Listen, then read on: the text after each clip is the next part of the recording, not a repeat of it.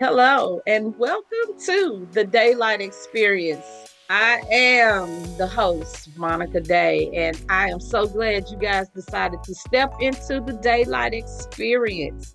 Today, we are going to have amazing dialogue with two beautiful queens who have experienced domestic violence and they have survived and they are now doing their thing.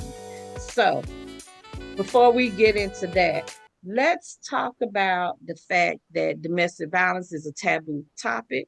And please be aware that there may be some triggers, that this is going Mhm. to be a very open and authentic conversation. So please protect yourself in case we mention some things that may upset you. So domestic violence has been around for years, and even during the ancient times. And so back in 1841, domestic violence was, let me see, what's the word I want to say? It was not only permitted, but it was encouraged because Mhm. they used domestic violence to enhance patriarchy because they wanted male dominance. They wanted men to rule. And so women and children were considered property and they were not important. So that's where it started. Believe it or not, the first domestic violence case was in Alabama in 1871, October 6, 1871. A emancipated slave woman walked into her home and her husband was beating her children. Like, he must have been beating them pretty bad because she Mhm. ran out of the home to get help. She later ended up that he was charged. In I mean, I couldn't believe this, but it happened in Montgomery, Alabama.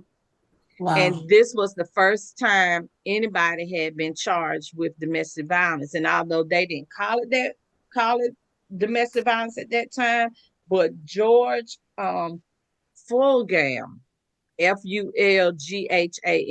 and I may not be pronouncing that right, but that's how it's spelled.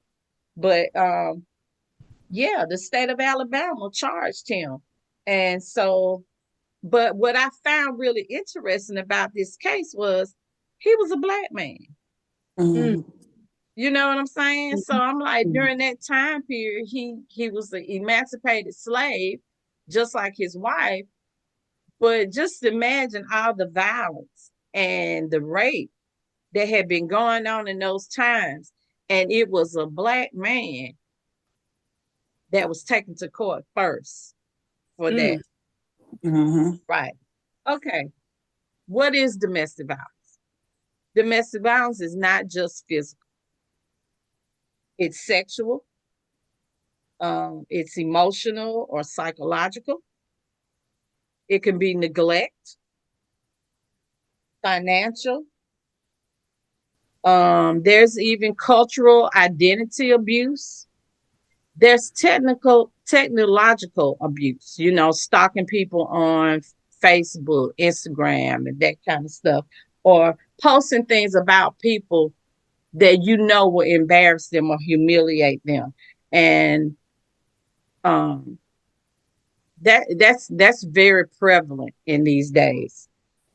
There's even immigration abuse. You know, a lot of women who are immigrants and have not gotten their green cards here, or even they may have a card or a permanent, um, I guess, ID or cards to say that they are citizens, then sometimes people will use those cards against them. I'm gonna Mhm. hold it, I'm gonna destroy it. You can't get Mhm. it back. I'm gonna tell them that you're this or you're that so that you lose your citizenship. So there's a whole lot of things at play when we talk about domestic abuse, and so many people don't understand how prevalent domestic violence is. It's more than what we see in the news. Mhm. Charlemagne the God was on the View, in May, and they were talking about the Diddy video, and he was saying, people, we're only talking about that video because of Diddy and who he is. Mm-hmm.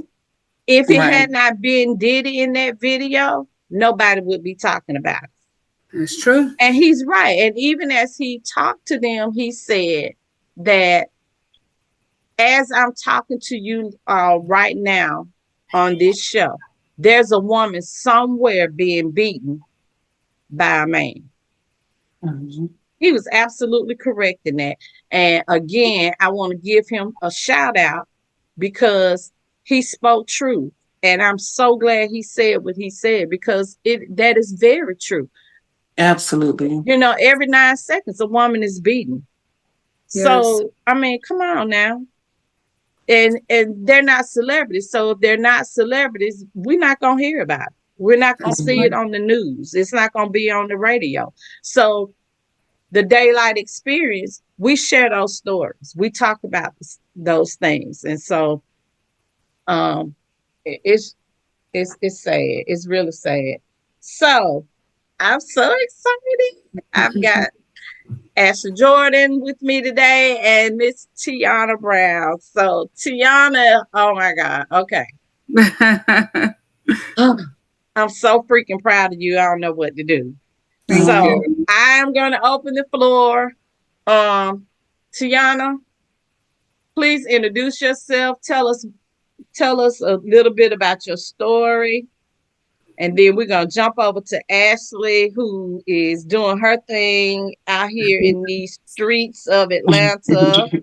And yeah, so come on, Taiyanna. All right.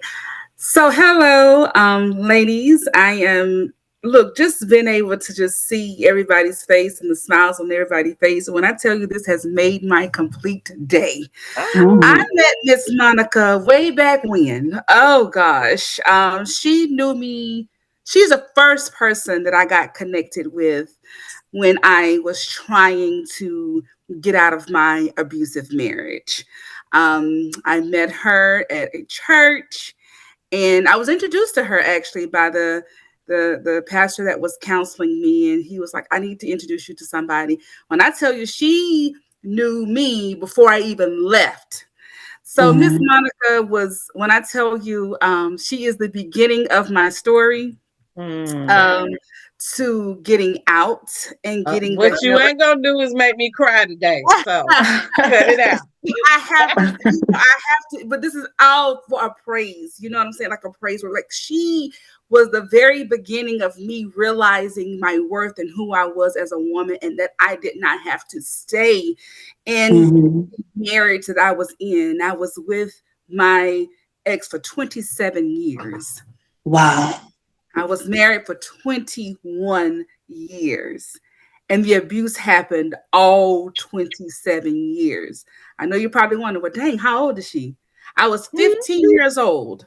Mm. 15 years old, Wow. my ex. And the abuse started at 15 years old. It did. So it's like that ended up being, um, I thought, my life. You know, I'm such a young girl. You know, you're supposed to be thriving in your teenage years, living your life. But I was stuck.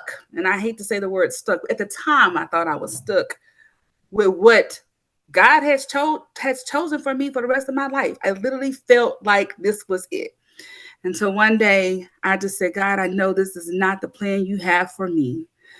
And so I met Miss Monica, went to several of her engagements and sessions, and this is where it all started.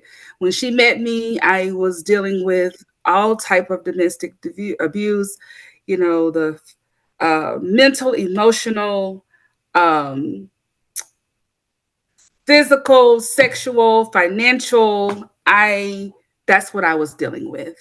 Um, I was ended up being very suicidal as well, but I was able to overcome that as well.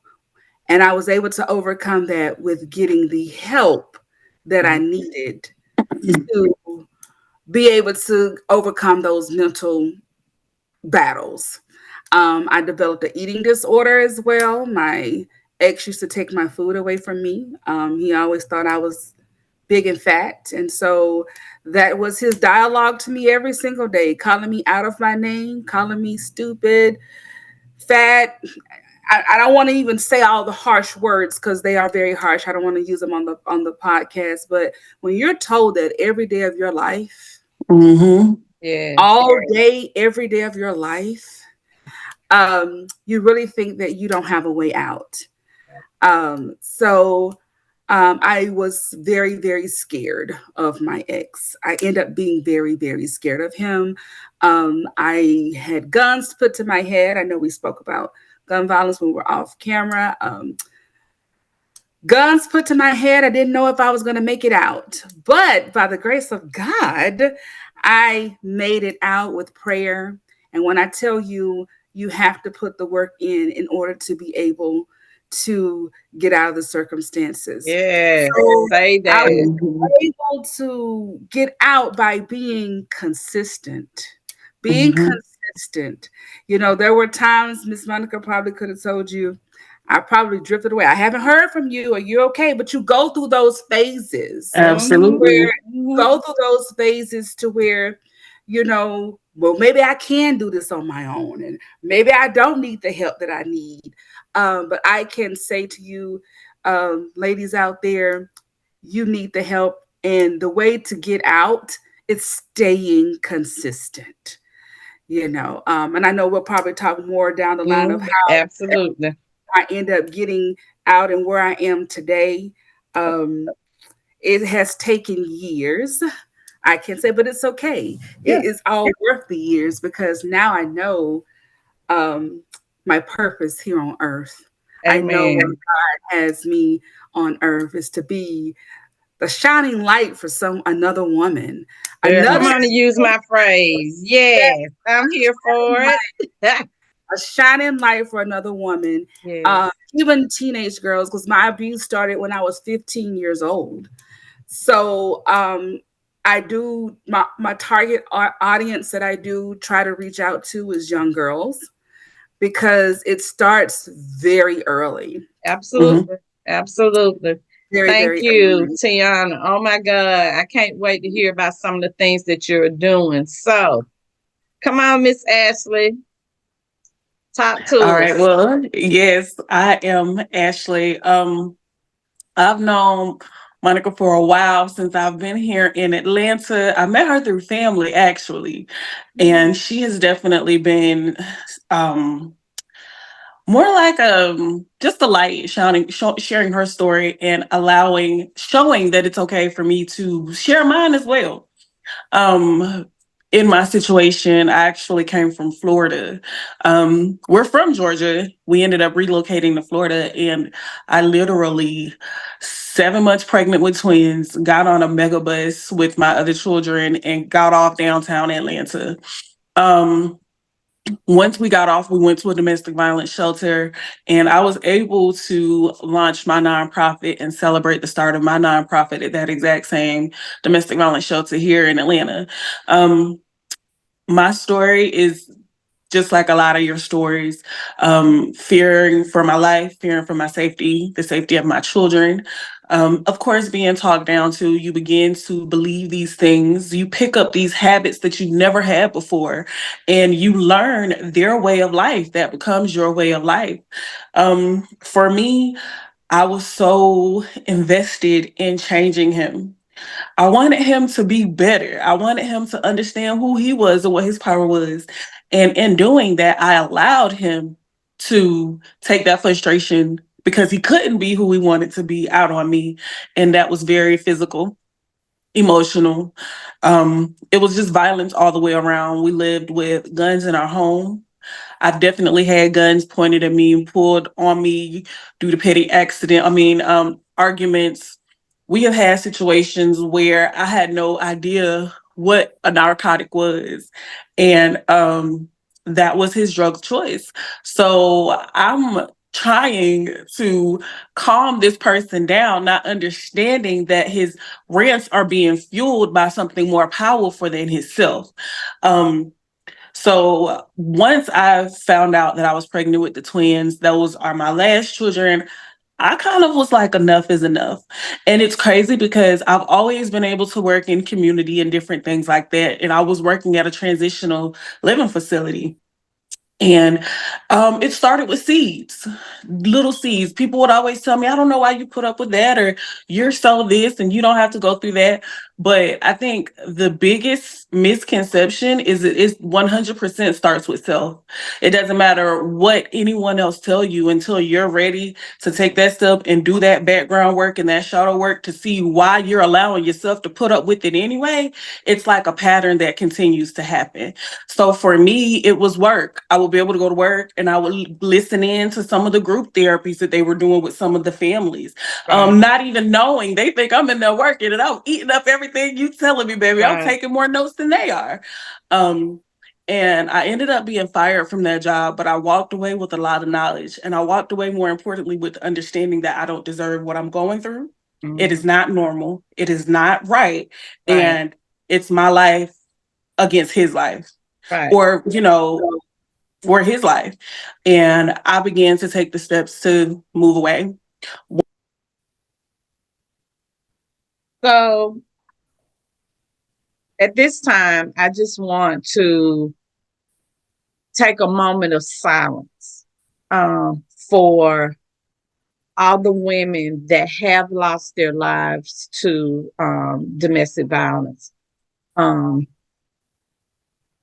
just so that we can remember them. And if you know of a woman, you're related to a woman, during this moment of silence, if you'll just either think of her name or call her name out, um, because we definitely want to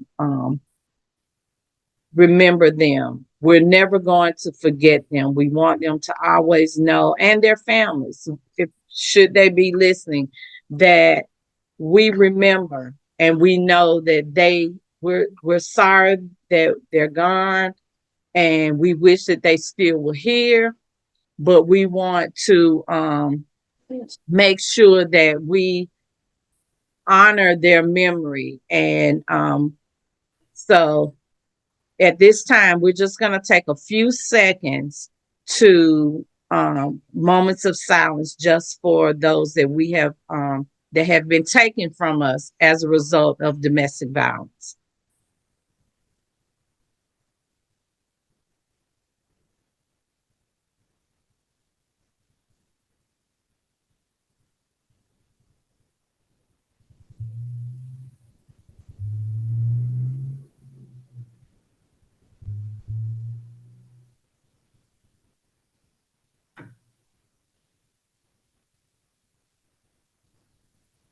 Thank you. As it pertains to domestic violence, there are a lot of myths and rumors in the street, and people have some crazy ideas and ways of thinking when it comes to domestic violence. Um, so I want to throw some myths out there, and I'd like to for you guys to tell me, give me your insight or what you think about these myths. Um, so the first one I want to start with is domestic violence should stay behind closed doors. That's a big one. And I feel like, and I apologize, you guys, for some reason I went out of service, but um a lot of times that's the biggest misconception. A lot of times, personally for me, it was an embarrassment. I was embarrassed to reach out. It was supposed to be a secret. I figured if I could just change him or do something better behind closed doors, then I wouldn't be going through what it is that I'm going through. And in our reality, if it was me or a different woman, they would be going through the same thing because it had nothing to do with us. It was 100% on him, and it was things that he needed to deal with. But if I had continued to be quiet and keep it behind closed doors, I don't feel like that I would have gotten the confidence nor the help that I needed to walk away from the situation. Yeah. So with my situation, I definitely disagree with that. I think a lot of things happen um, we carry on from generation to generation, because I can remember when I was 15 and I went to my mom and I told my mom the things that he was doing to me. And because my mom was abused by my dad, she thought it was a norm. Mm, Mhm. He told me, well, baby, sometimes you just have to put up with things like that. oh, wow. Mhm. And as I started to get older, I realized that her dad had abused her mom. Oh, wow. So it was a normal thing to Right, stay in the Mhm. household. This is what's done. You just got to deal with it. right, So it's not like I'm 15 years old trying to figure out, like going to my mom, like, hey, this is what this man is doing to me. You're telling me, or sometimes you got to deal with it. Now, what am I supposed to do at 15 years old if I'm going to my mom and I'm right, telling me, I'm thinking it's normal? Right. So, but it's not normal to keep it behind closed doors, even Right. though the generations before us felt like it was normal to do that. right, right. So, um, of course, I was in an abusive marriage. I was married to a man for 16 years. Um, we didn't even live together probably half of that time. I think in 2009, I walked away and was like, okay, this is it. Um, but prior, I was in at the church. I was a trained biblical counselor. Went back to take a class on domestic violence, and remember sitting there looking at the textbook and saying, "Yeah, this is my life right here." Like, okay, like it was very, I thought I was going back to take that class to get information for somebody else, and the information was for me. Mm-hmm. Mhm. Um, so my thinking about behind domestic violence, staying behind closed doors, is it's a lie from the pit of hell, because domestic violence spills over into other Mhm. areas of your life. Domestic violence goes to work. Domestic violence goes to church. Domestic violence goes anywhere that perpetrator goes. It goes there Mhm. too. So it does not stay behind closed doors. I don't care how much people try to pretend like it does. It does not. And so that would even cancel out the saying that domestic violence is a relationship issue and that's between the husband and the wife, because it's not. Because if she's going to work, I promise you, he probably calling her at work 50 times, Yeah. Oh checking to make yeah. sure she at work and Absolutely. what she doing, what time she got off, who did she eat Yep. lunch with, what did she eat lunch. Yes. So it does not stay behind closed doors. So that's a lie from the pit of hell. Mhm. Um, so okay, here's another myth. If it was that bad, she'd leave. I think for me, that's a personal one because I focus more on self love and self care and putting yourself in a situation so you're not even attracting that type of energy. Um, so often it's all mixed together. We're told by people of importance in our lives that, like you said, it's okay, it's normal, because they don't know any better or because they've dealt with it. So with the combination of being beaten, um, your self-esteem taking such an ego hit. I remember with me, I am a mom of 6 children.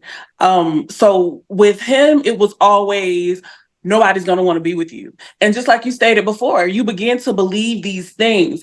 It's almost like a Yes. mental playground for the Yes. devil dealing with this Yes. subject. And then so many times men of higher standards, for instance, like the situation with Diddy. How long had Diddy did this around multiple people before something was said? Why did the video have to go public for it to be a big deal in the first place when everybody knew what was going on years down the line? with men, sometimes their ego and who they are, being the leaders in so many different situations, they shed light on what they want to shed light on. And unfortunately, domestic violence is one of those topics that don't nobody want to talk about, because so many people have partaked in it in the dark or behind closed doors. And it plays on a woman's ego, it plays on a woman's mental, and it makes them feel like maybe what they're saying is right, or being an embarrassment, and you don't want to deal with something like that, so Mm. I'm gonna just take it. Right. I'm Yes. gonna just deal with it. Right. It's just gonna get better eventually, and it Yes. doesn't. Right. Yes. Right. Right. Absolutely. I agree with her. It's that it's the battlefield of the mind. You know, when Mhm. someone is constantly telling you that you're not worth it, you're too fat, Right. nobody's going to want you, you really start to Mhm. believe those things. You And you do. really start to think, well, dang, this is what God dealt me. I'm going to have to deal with it. It's the mindset Mhm. that will keep you there. And when I tell you, it takes a lot of power from God to release yourself from that type of thinking, Mhm. along with getting help and all of that. So when people say if it's that bad, she could have left. If you've never experienced it, Mhm. yes, it's easy for you to say that. And even more, the people that starts to self-medicate. I Yes, know for me, the guilt of what I allowed my children to go through and what I allowed myself to see, once I was 1 foot out the door, once that seed had been planted, and I'm 1 foot out the door, I'm just looking for a way. I'm putting together my exit, everything is kind of working for me. I began to fall into depression.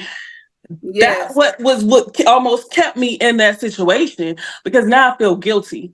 Now I'm yes, walking around with these children that has this trauma that I don't know how to fix, because I'm still dealing with my trauma from this exact same relationship. So I began to drink. I didn't Mhm. want to feel.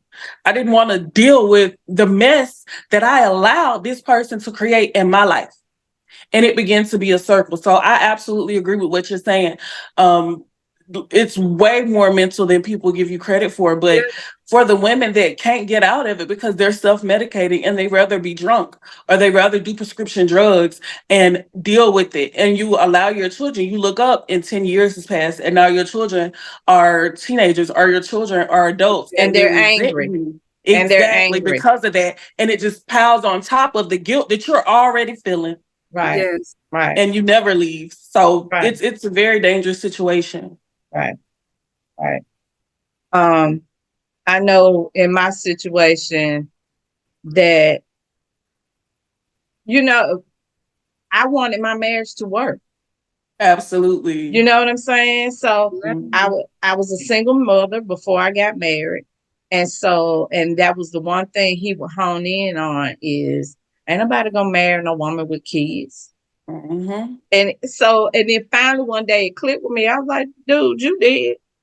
I mm, had kids before I married you. What are you saying? You mm-hmm. know?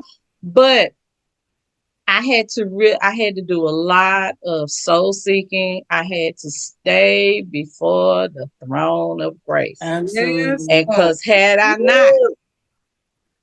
My I just God, don't know my God, what would have happened. my But God, I do know that I woke up one day and said, this ain't it. This is yeah, not how I intended yeah, my life to be. That this is not how marriage is supposed to be. And this ain't love. Absolutely. Like, I yes, think. no, this is not it. And then I think the gut punch was, what are you showing your daughters?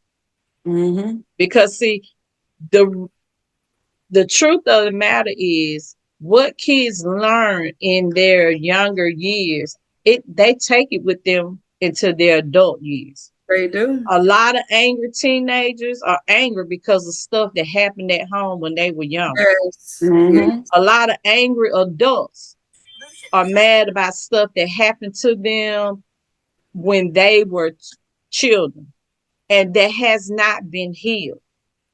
And Mhm. if I don't do nothing else today, I want to stress the fact that mental health is very important. yes, it is. Absolutely. Talking to somebody, a therapist, honey, look, that might save your life. That even plays more on how many abusers watch their mom get abused. Right, Yes. exactly. It's such a Exactly. pattern. Right. Exactly. It's such a Exactly. pattern. So, it's not, I was one of those women now, people tend to think that victims of abuse are weak and, you know, unfortunately, I was the kind, I fought back. I ain't laying down taking this. Look, I gave as good as I got. But at the Hmm. end of the day, a man that's 6'3" and Hmm. 175 pounds. I could not dominate him. I could not. I got some good licks in. I got some good scratches in. I got a couple good kicks in. But he hurt me worse than I could ever hurt him.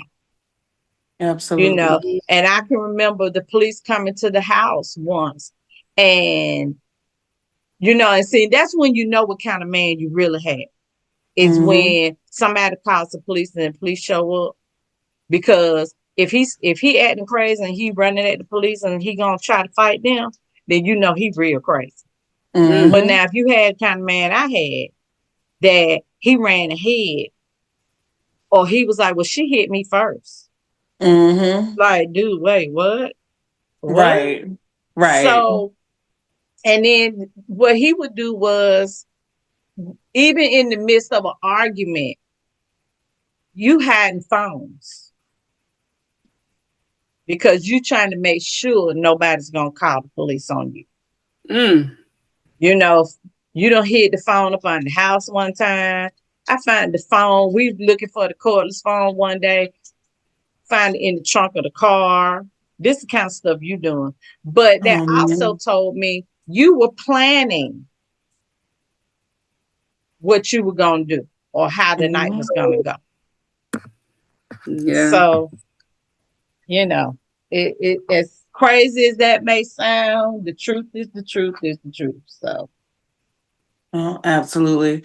Um, One of the things that I began to notice is that the stronger I became, the weaker my image or his image was to me.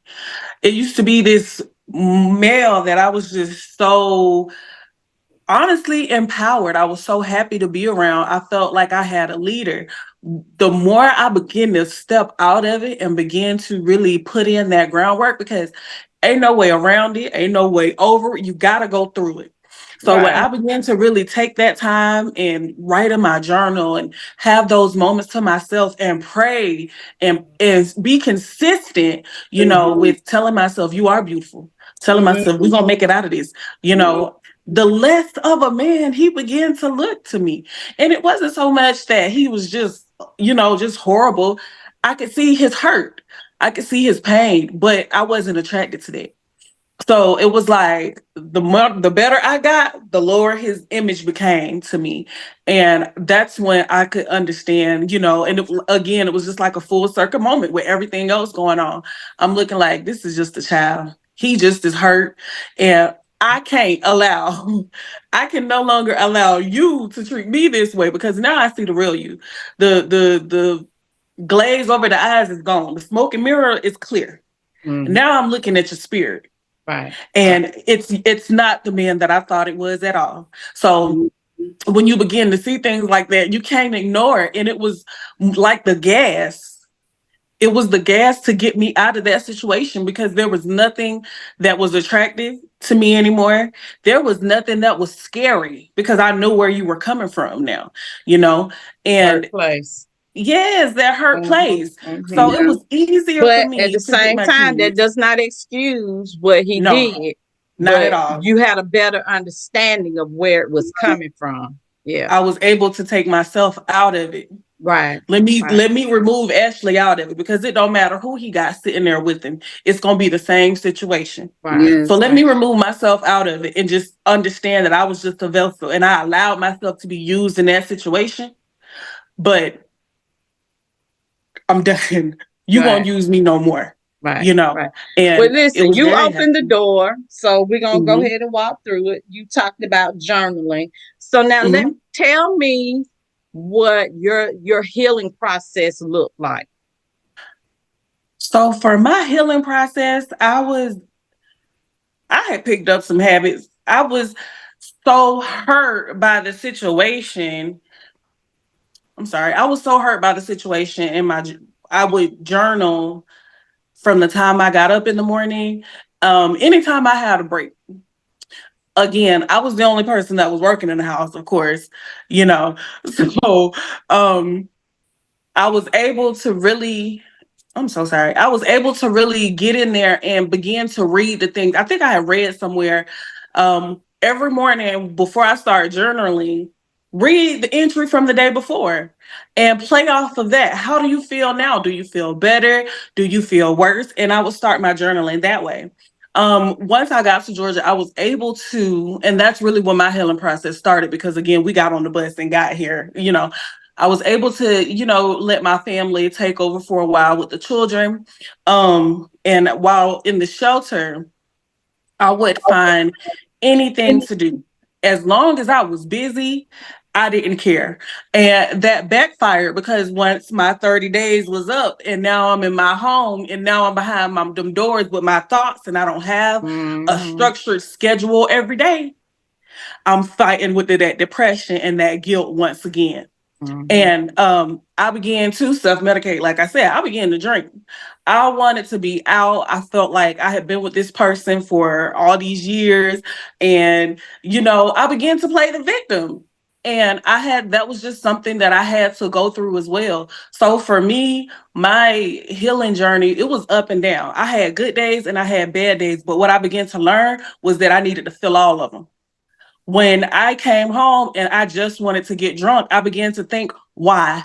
What is it, the triggering thoughts that makes me want to have some wine? Right. What happened today that made me want to not talk to nobody, turn my phone off and put on some music and have wine? What is that? And when I began to digest the problem, I began to see, oh, okay, this is why I'm upset. Oh, okay, my son called me today and he had an event at school with my mom and I couldn't be there, and that's my baby. That's why I'm sad. I began to feel it. You Mm-hmm. can't, there was nothing else that I could do. Sometimes you can't put a band-aid on something that needs to breathe freely so it can heal. And I Girl. think that's what I began to do. Just really feel it. Right. Have my good days, cry it out. Mm-hmm. When I finish crying, do what I need to do for the rest of the day. Continue to make those decisions, and slowly but surely things begin to get better every single day. And the more it began to get better, the more I wanted to do better. When I didn't have a drink for a week, it made me feel like I could not have a drink for 2 weeks. And I began to celebrate those small accomplishments, and before Mm-hmm. you knew it, I was walking in my purpose and I was happy to tell my story. Amen. Taiyanna, what about you? What did your healing process look like? My healing process, it started out with I did get counseling. I got counseling, and before I actually left my ex, I was secretly going to get counseling because I couldn't let him know that I was Mm-hmm. going to get Mm-hmm. counseling, trying to get help for myself. Right. So it started there, just getting the counseling that I needed. And as I mentioned at the beginning of the podcast, I connected with you. And once I connected with you, I was able to get a game plan together of how I was going to leave him. But once I got my mindset right, I was able to walk away.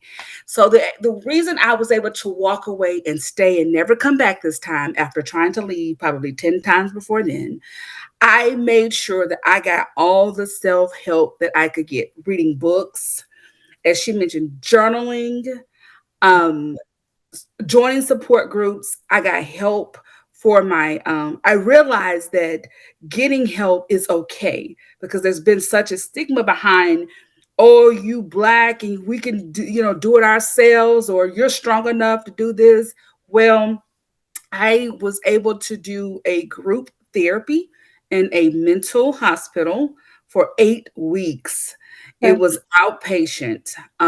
So I didn't have to stay in the facility because I had a little child. My son was really Right. small at Right. the time. So they allowed me to just, I had to make sure that I checked in every day at 8 o'clock, and I stayed to 5 o'clock every day. When I tell you, changed my life. When I say changed my life, changed my life. So that group therapy allowed me to be able to deal with my suicidal thoughts.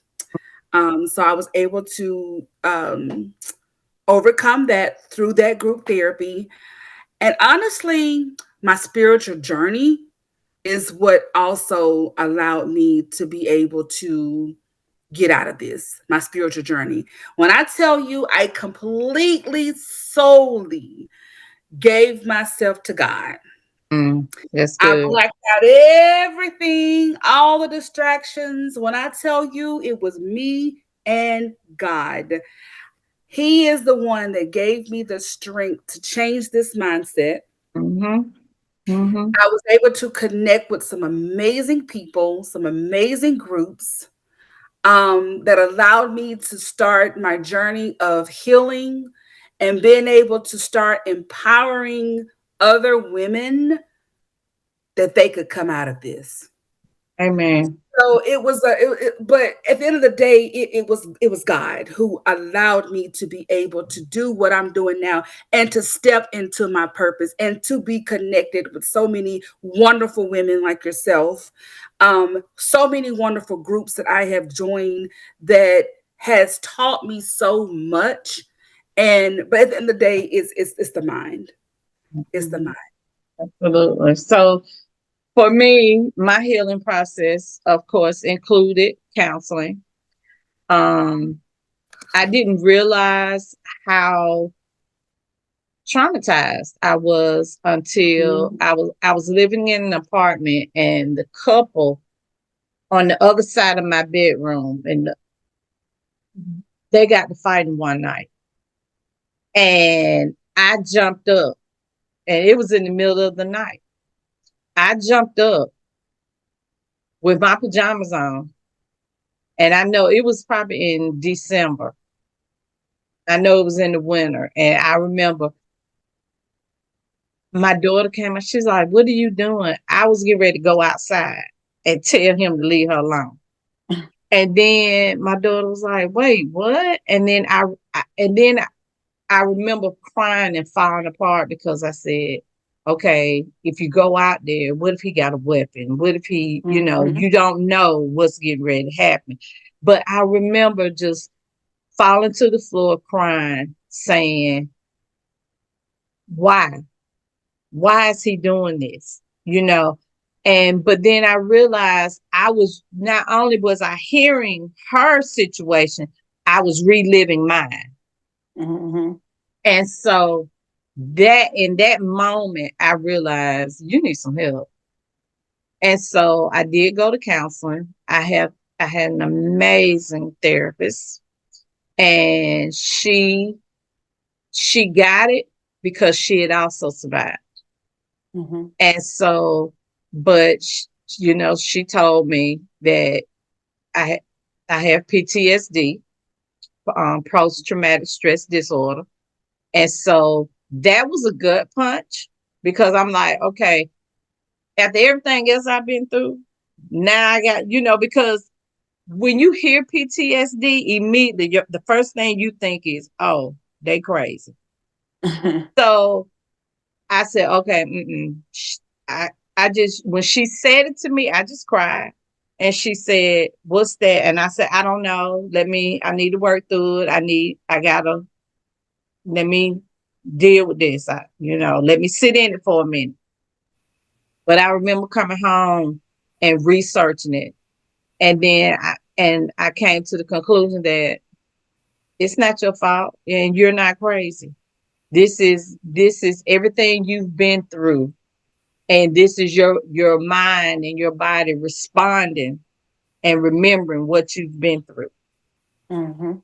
So I don't have nightmares, like, and I don't get hypervigilant like that too much anymore. I don't even recall a recent scenario. Now I do still have anxiety, And oftentimes that anxiety, um, I have learned my triggers and I know how to talk myself off the ledge. Mm-hmm. But in healing, I had to get back to me. I had to reinvent myself and get back, find out what it is that I like, what it is I don't like. What are some things that I used to do before that relationship that I might still enjoy doing? And I did not realize how many things that I stopped doing because of that relationship. But um, I'm an artist. I like creating things. I like coloring. I used to make t-shirts for my girls all the time. And so I started with coloring books. I just started coloring because who said what rule or law is there that says that as an adult we can't color? Right. There is none. And it relaxed me. It helped me. I journal every day of my life. And so writing, I, besides God, I think writing probably was the other thing to save my life because those emotions that were bottled up, I was able to put them on paper. I could slay you with my pen, you know, quicker and better than I could if I had said it out my mouth. Right. And so then I realized, I read this saying that says if you're not, you might be free, but if another sister is captive, then we Mm-hmm. still not free because we Right. got sisters still in captivity. So I did daylight was born, and then I started to realize, okay, what does that mean? What does that look like? And it took me a minute to figure it out, and I'm still figuring it out.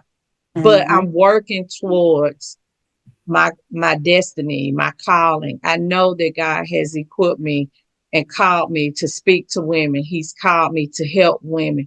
And so I'm doing everything. I'm doing all the lead work that I know that I'm supposed to do to get to where God wants me to be. And so, Absolutely.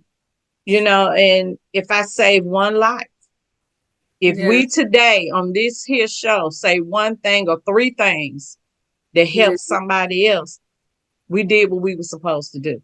Right. And Absolutely. so, yeah. Absolutely.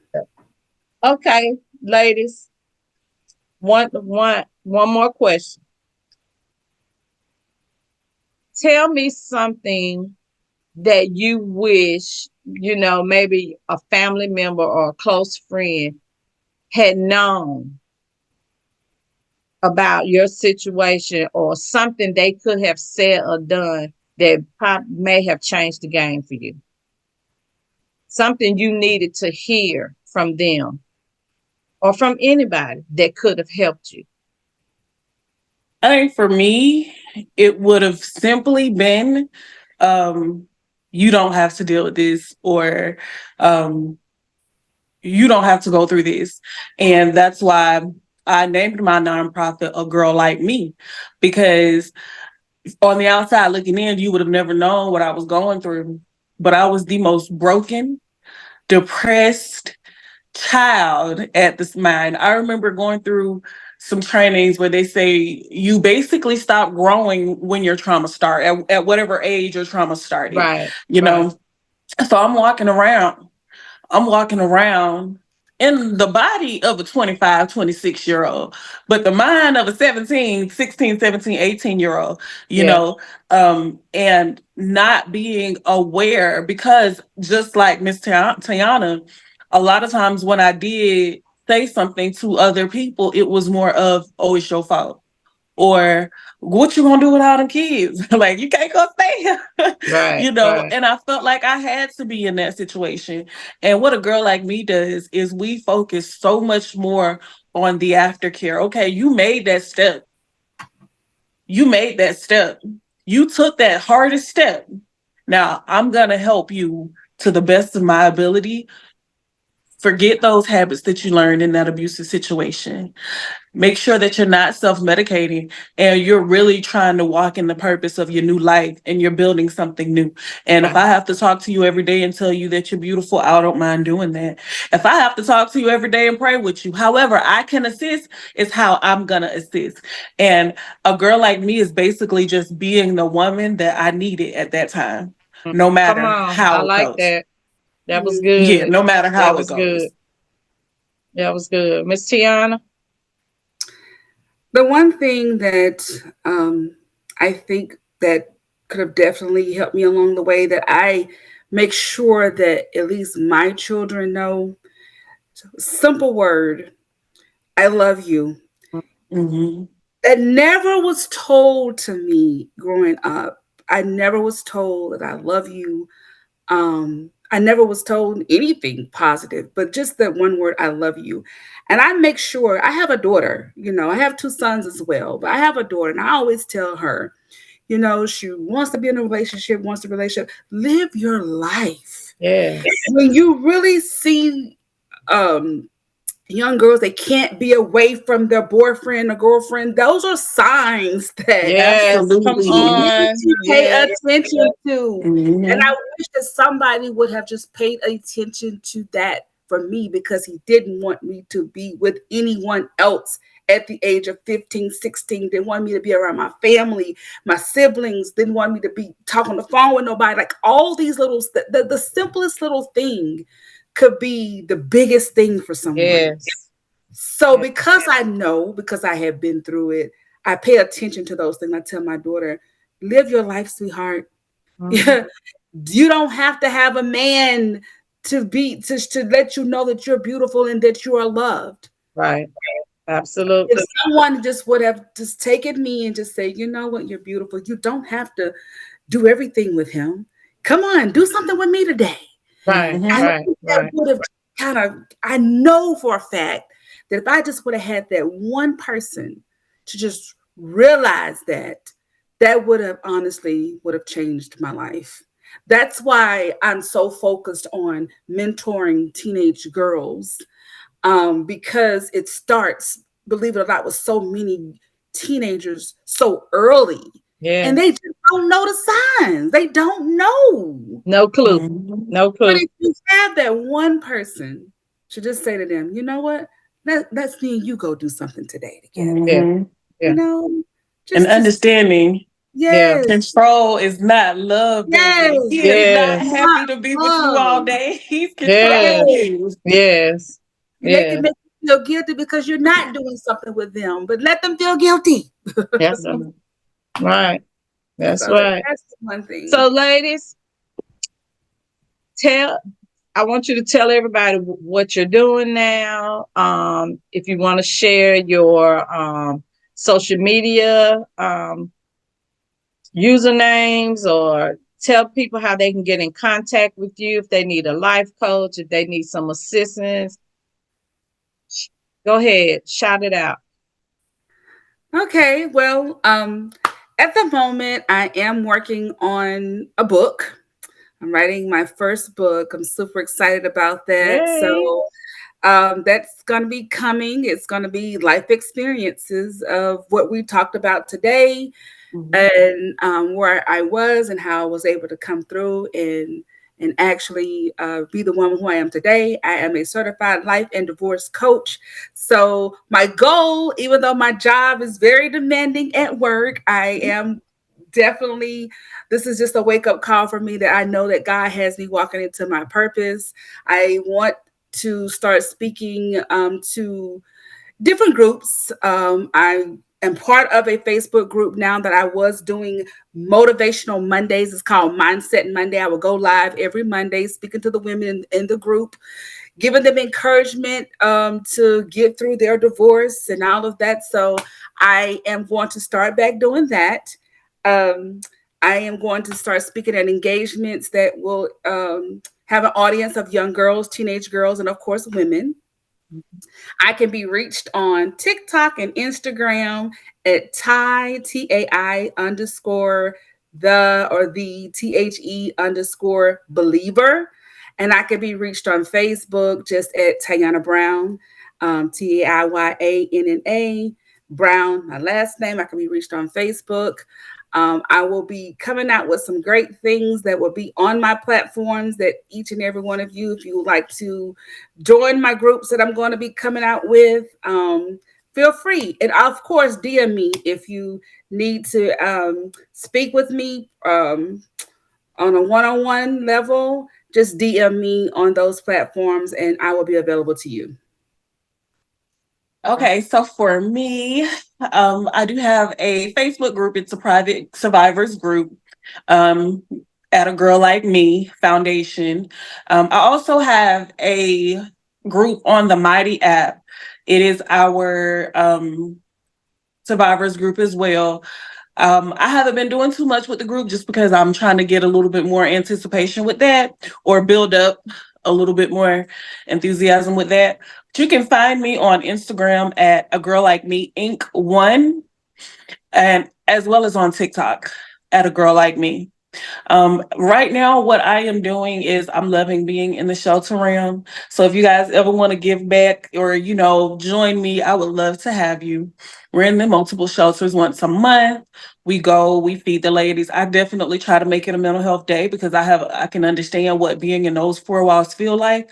Sometimes you love, these relationships, like you stated, you were married 15 years, 16 years, and now you're in a whole different space and you got 30 days to get your mental right. You got 30 days to find somewhere to go, and you got it's only 30 days.